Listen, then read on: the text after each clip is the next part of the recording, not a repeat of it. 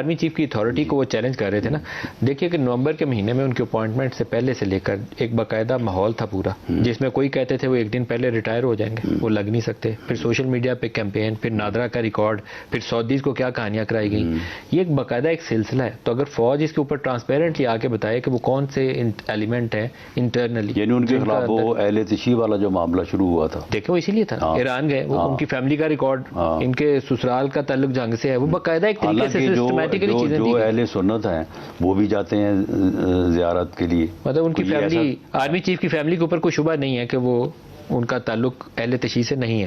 مطلب اہل تشیع ہونا کوئی برائی نہیں ہے، لیکن سعودی عرب کو جا کے باقاعدہ ایک چیز کنوے کی گئی تھی اس لیے کہ وہ ان کے خلاف ایک اور ماحول پیدا کیا جائے. تو ان لوگوں کی نشاندہی کر کے قوم کو بتانا چاہیے. میرا یہ تو پاکستان کے مفاد کے خلاف خیال ہے کہ ان لوگوں کی نشاندہی میں جو ہے وہ ادارے کو تو کوئی شک شبہ نہیں نہ ہوگا.